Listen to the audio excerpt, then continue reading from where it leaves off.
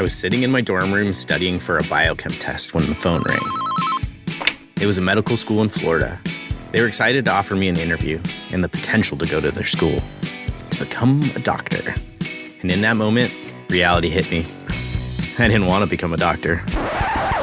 But first, let me tell you how I got to this point. Like you heard last week, I went to college to play baseball. That plan didn't work out, but I majored in biology. Being a doctor seemed like what I was supposed to do, but not necessarily what I needed to. I had, and still have, the innate desire to help people, to support them, provide them comfort, give them care. At the time, when I was about 21, it seemed like becoming a doctor was the best and most dignified way to do that. That's not saying that nurses, physical therapists, administrative folks, and all the other people who run a hospital don't give back any less. But society tends to glorify doctors. Maybe a bit of me wanted that recognition of doing something amazing in a way. I think I enjoyed telling people that I was going to be a doctor. I assumed people really looked up to that. They thought it was impressive. They praised me. And I think the deep-seated insecurity that my hemophilia brought to me of not feeling good enough was counteracted by the potential of being a doctor. I progressed in school really well. Some classes were better than others. Organic chemistry, not my favorite. I really enjoyed anatomy and physiology. But then the reality of what it took to become a doctor took shape. I started realizing that the undertaking was serious business while I prepared for the MCATs with my brother. He was also studying for them. I didn't want to sacrifice the excitement of summer and being with my friends. My brother did. He was dedicated. He knew this is what he wanted to do. He wanted to put in the effort. I started to understand that I didn't have the fire or determination like he did, but I couldn't accept that I wasn't going to be a doctor. I thought it would mean I was a failure. I was going to fail at baseball, and I was going to fail at being a doctor. Being so uncertain of my direction and my future was so scary. So I just kept moving forward and pretending, all the way up to that moment when I was studying for biochem and the phone rang. The thought of going to Florida and spending the next decade in school seemed like a nightmare. I remember this gut feeling overcame me, screaming at me, "Don't do it." It was actually liberating in a way. Didn't feel like I had to fake it anymore. I rationalized that maybe it just wasn't the right time for me, but deep down, I knew this was the right call. And then I graduated, and baseball ended, and I had no plans.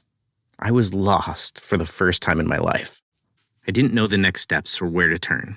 I went back home to Colorado and quickly missed my friends and connections that we had in college. I moved back in with some friends for the summer. I didn't want adulthood to hit. I felt like I was going to lose my friendships and the fun and enjoyment of being young. But once again, reality struck. In those days, before the Affordable Care Act, Americans could only stay on their parents' health insurance until they graduated from college. 6 months of being out of college was all it took. The feeling of being indifferent and inadequate because of my hemophilia returned. I couldn't slowly find a career or travel the world. I had to get to work. My options were limited. I felt trapped. I ended up finding a position at the University of Colorado in the Hemophilia and Thrombosis Research Lab. I was super fortunate to find it, and it seemed like an interesting direction to take my life. I like science. I felt like I was good at it. But in a way, I felt like I had to take the job because I had no other options. I felt like I was settling. I worked in the lab for many years. It gave me an amazing opportunity to understand my hemophilia and other bleeding disorders and clotting disorders very intricately. But I also got to connect with the community for the first time. I got to understand there was more to my hemophilia than feeling alone and inadequate. I got to feel like I was contributing in some way through research. But I still didn't feel quite right. I knew I wanted to connect with people more closely. I kept exploring other ways to do that. Maybe it was by becoming a physician's assistant.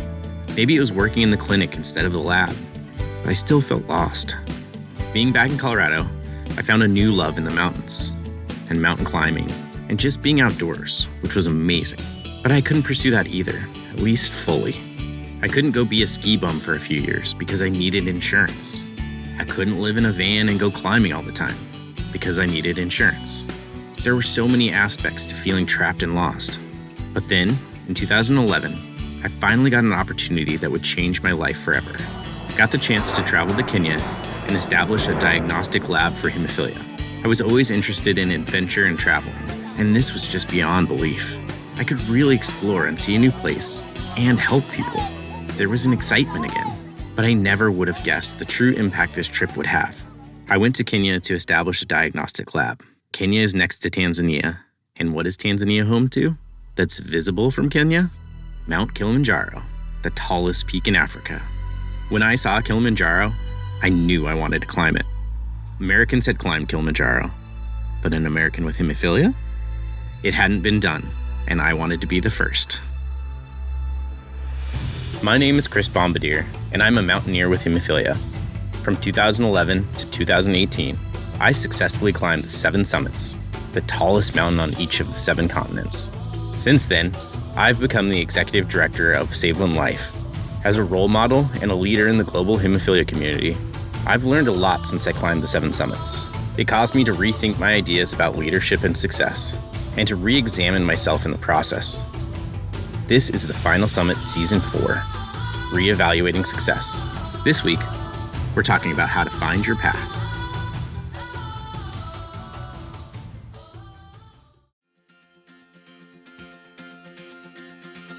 This next segment is brought to you by Genentech. There's a new short film out that's dedicated to moms who care for their sons with hemophilia A. It's an honest and visually striking journey about a mother going through the emotional whirlwind of raising a son with hemophilia A. This story is inspired by thousands of real moms and serves as a thank you for all that they do to make the hemophilia A caregiver community a place of love and resilience. Visit www.hemashort.com to watch the short film. Finding the right path for yourself is important, whether we're talking about climbing mountains or just life in general. But sometimes, the right path might not be clear to you. Other times, the right path might just not be open to you. When you have a bleeding disorder, it can definitely feel like that's the case. For me, an American born with hemophilia B, living with my bleeding disorder means I need health insurance to afford my medication. Like many Americans, this limited the kinds of jobs available to me. One of my guests on season 4, Patrick James Lynch, had a similar experience when pursuing an acting career with a bleeding disorder. So how am I going to get employer-based health insurance as someone with hemophilia when I am a freelance, largely out of work actor? So that became a challenge until the Affordable Care Act. I was able to be clever, and I found some ways through ushering union as a part-time job, real estate union, another part-time job. But then the Affordable Care Act changed everything, and I was able to pursue the arts in a more strategic and business-minded way because I wasn't just simply trying to survive, right? I was able to move into a more thrive mentality. Okay, I want something. How do I go get it? As opposed to that survivor mentality of where's my medicine coming from? Where's my insurance coming from? Can I afford all the out-of-pocket? Did I keep up my real estate requirements? A huge headache. I could definitely relate to what Patrick said about having to find clever solutions to the problem of finding health insurance. It reminded me of something else another guest told me, Joanna Becchiero. Unlike me and Patrick, Joanna doesn't have hemophilia. She has a different bleeding disorder, afibrinogenemia. When I realized that I had something that nobody else had, at that point, I was like, okay, like it didn't impact me as much until I went through my first period. I feel like that when I was 13 and I got my first period, that was where it was more evident that I was different. And then at that point is when I did start like hiding it and talking about it because I was like, oh, now it was clearer through the experience that it was something that was setting me very much apart from the rest. What started happening is that I started living a double life where I had my life at home with my family, with my parents, my siblings, and my friends that were very close to me, and they would know about my condition. And then to the rest of the people outside, I didn't disclose anything. I was one person at home, one person outside, and I did not talk about it. I didn't want to deal with the explanation. I didn't want to deal with just even saying afibrinogenemia, such a complicated word that people are like, what do you have? What is it? I didn't want to even talk about it. So it was more about having this double life that was hard to juggle with. Like many parents of people with bleeding disorders, Joanna's parents were told that she wouldn't live past her teenage years. What could be more limiting than that? That was one that it was very hard to accept for me. And it's when, after going through many intracranial bleeds, when I got to my 7th intracranial bleed, the doctor here in New York told me, you know what, Joanna, you cannot afford to have another one. You need to go on prophylaxis. And to me, like that was like a sentence of having to live constantly in a hospital because I have very poor veins. So I cannot do treatments on my own with infusing through peripheral vein. So I thought, wow, okay, so this means that I'll need to live in a hospital and constantly with nurses that won't be able to get my veins. And I was just already going down the path of horrible, stuck in the ER, who knows how many hours. So I was like, I don't want to do this. I don't. So I fought with my doctor at that point. I'm like, but you don't know if this is true. And then after a lot of back and forth, she said, listen, it's your life, but I'm telling you from what I know and my experience, we don't advise you to be without prophylaxis. And it was a hard reality to accept. And I said, okay. So then it was when like my resilient piece of me came in. I was like, hold on. Okay, they're saying that I need prophylaxis, but they're not saying that I need to do it in a hospital. So what options could I do? Could I develop? And that's when I started working with my doctors then on options. And that's when it opened up other possibilities. And I learned about port, and I learned about PICC lines, and I learned about other ways of doing things that my knowledge at that point wasn't there. Like I didn't know that those were options for me. And so when I knew about that option, that's when I started exploring other possibilities for prophylaxis. And I got to a great point. But accepting, like I remember, I felt like it was like an elephant had sat on me, that this is the way that I had to live life. And I was like, I couldn't accept it. What Joanna and Patrick each said struck me. Both of them talked about having to be resourceful. Sometimes you have to look for solutions that you didn't know existed. This is what it means to live with a bleeding disorder. But it's also true for many other things, like mountain climbing. Even if you manage to remove life's obstacles or find a way around them, that's no guarantee that you'll still find the right direction. Take my friend Amy. Like you heard in last week's episode, she dreamed of becoming an actor, then realized it wasn't for her. I had some pretty significant limitations in terms of my talents that are just God-given. You've experienced that. I do.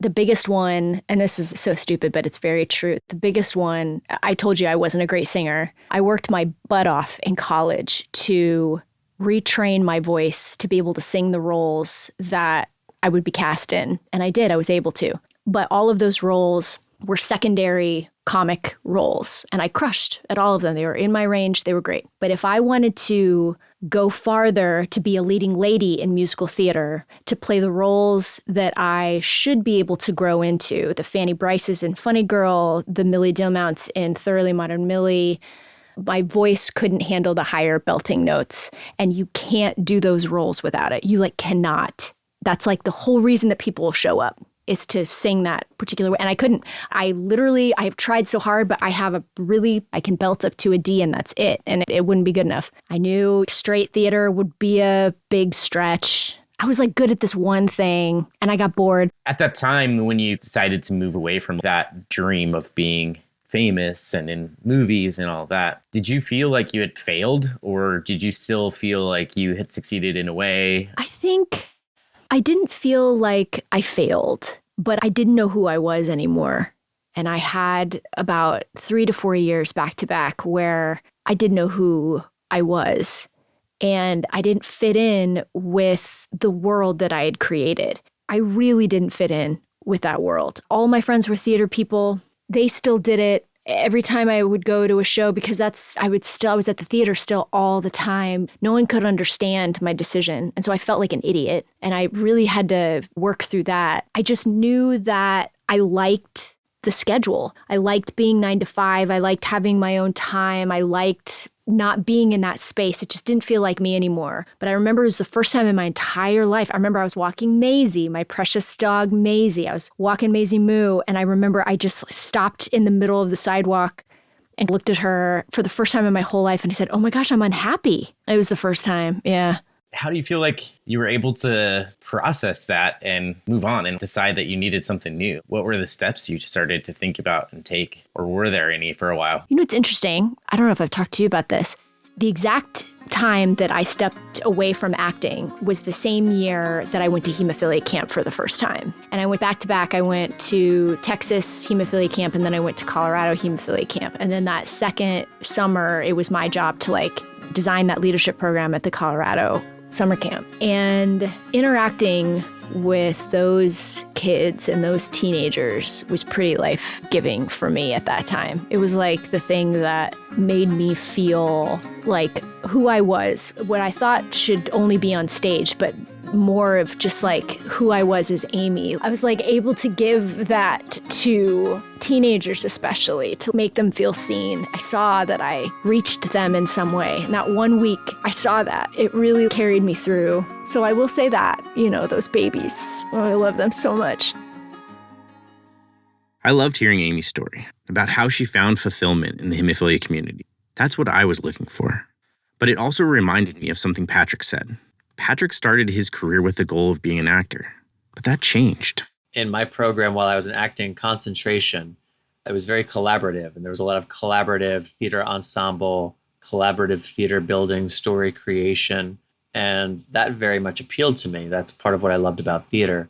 So that was a way in which I wanted to continue to work. But what became clear is that in the professional world, that isn't how it works. Everybody's out for themselves, and you have these moments. And I would understand when I got out of school why people who came to the Huntington in Boston when I was there were just so happy to have their 8-week contract working at that great theater with a professional team in a really well-supported place that's got a great subscriber base. And they would make the point, it's not always like this. It's not always like this. And I had so many it's not always like this kind of experiences. I got spoiled. But as I started to see, okay, this isn't how it always goes. And then when I had my own experiences of, wow, a lot of the work in school, it's like Shakespeare and Chekhov and David Mamet, and it's compelling work. And then you get out of school and it's a lot of stuff all over the place and Old Spice commercial and this stupid thing. And I just was like, this isn't really what I want to be doing, but this is where all the money is. Meanwhile, I started doing some work as a producer and writer with a group of drug addicts who were using the services of a harm reduction center in New York City. And I got to learn their stories and interview them and turn those stories into monologues and turn those monologues into short theater pieces that were performed at the clinic. And I got to see the impact that all of that had, not only on the participants, but on the other peers of theirs in the clinic, on the staff of the clinic, on the actors that I brought in who invested time and energy into these stories.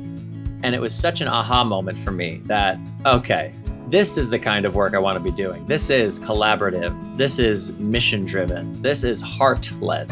I don't want to be going out for the Walmart commercial that is going to pay me well to say nothing, but means I might miss opportunities like this, literally a story that basically happened.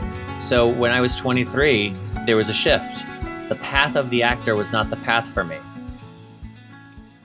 All of us go through periods in our life where our paths change course. Like when Patrick realized he wanted to write and produce people's stories instead of acting. Or when Amy realized she found meaning in work for the hemophilia community. When I came back to Tanzania to climb Kilimanjaro, it felt like my path in life already changed so many times. Now I had a new one. But I wasn't just climbing Kilimanjaro for me. I've spoken about my climb of Kilimanjaro many times before, and it's been featured in Bombardier Blood. As I climbed Kilimanjaro, I couldn't stop thinking about Steven, a Kenyan boy with hemophilia whom I met during my travels. Like you heard in season 1 of our podcast, I met Steven when he came into the hospital for an appendectomy, then took weeks to recover because he couldn't stop bleeding. As I climbed Kilimanjaro, I felt entirely powerless to help Steven, yet determined to do something. It was a life-changing feeling to understand this amount of privilege you've been given in your entire life, but you had very little understanding before. To understand that people are struggling in ways that are unimaginable to you, just because you were born in a certain place and look a certain way. That's when I realized I needed a connection. I needed to find a way to help people more. I needed to bring light to this disparity that exists, to make people feel it and understand it in the way I felt it. But the moment that really inspired me was when I understood that there were thousands, maybe even tens of thousands of people around the world on this mission already. There are aid workers working in almost every country of the world trying to uplift these communities. They dedicate their lives to traveling and bringing attention and care to those that don't have it. It started helping me to think more broadly about what help looks like. That notion when I was a kid, a feeling of support that was provided by so many people.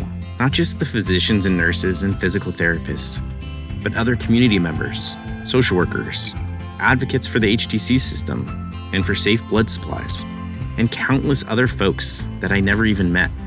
I was beginning to understand that there were so many options out there to live a life of service. It changed my perspective completely. I still didn't quite know how to move forward, but I knew I was going to. I had to let go of this traditional view of caring for people with medical conditions, and I was going to find my own path. That's when I decided to go back to school and find the path that made the most sense for me. Yeah, I still had more mountains to climb. And yeah, it still took a few years to understand exactly what my direction was. But when I found the Global Health program at Northwestern University, I knew it was my path forward. I knew it would help teach me the skills I would need in order to make the difference. It wasn't flashy. It wasn't as well known as being a doctor, but it mattered. Next week, on the final Summit Season 4, I continue my quest to climb the 7 summits. This takes me around the world, and along the way I become a role model, and then a leader. But what does it mean to be a role model? And what does it mean to be a leader? I'm still figuring that out too. The Final Summit is hosted by Chris Bombardier, written by Jim Rowley, edited by Greg Bernhard, produced by Keith Cornerluck, and graphic support from Tony Mendoza. The Final Summit is produced by Bloodstream Media. For more information or to start a podcast of your own, visit bloodstreammedia.com.